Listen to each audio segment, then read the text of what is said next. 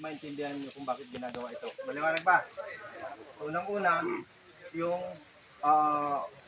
obeying instruction. Dito mayroon tayong mga pinuno, mayroon tayong mga opisyalis.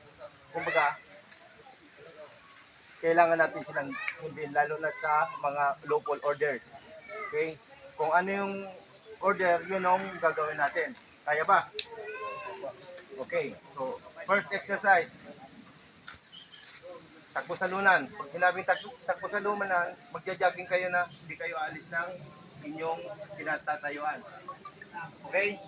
At the same time, lahat magbibilang. Lahat magbibilang ng sabay-sabay at malakas. Okay, kaya? Ready? 50. Ready, move! 1, 2, 3, 4, 5, 6, 7, 8. Assuer. Sabay-sabay. Hindi kayo magkakanya-kanya team kayo. Kumbaga, dapat yung galaw nyo isa. So, pag ang bilang niya isa, dapat lahat kayo isa. At sabay-sabay. Okay? Ready? Go!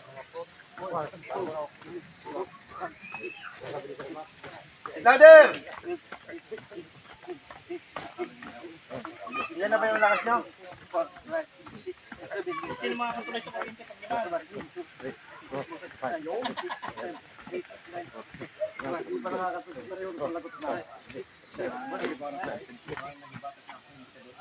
Okay, lakasan nyo. Kain nyo lang ah. Okay, next exercise. So, starting position, open your legs. Then, arms to thrust. Then, 1, 2, 3, 1. Okay? Maliwanag? 4 count ang bawat repetition. Okay, 4 count. 40 good repetition. Go!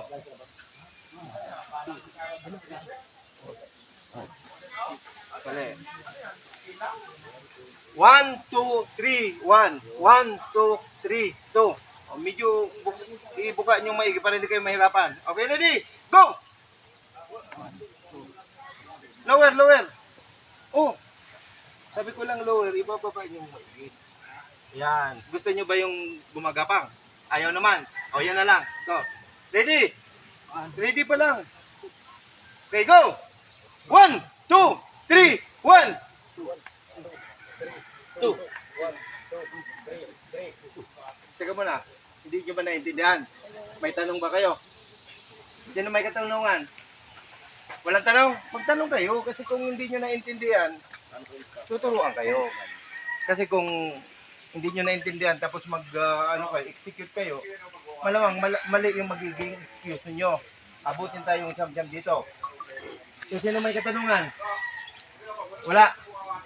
Kayo, walang katanungan? Parang wala akong kausap dito. Sagot kayo, sagot kayo. Wala. Oh, make sure na magagawa nyo. Ready? Go! 1, 2, 3, 1. 1, 2, 3, 2. Oh, hindi na kayo nagbibilang. Bilang kayo, bilang. Okay, 4 counts, 100 good repetition. Go!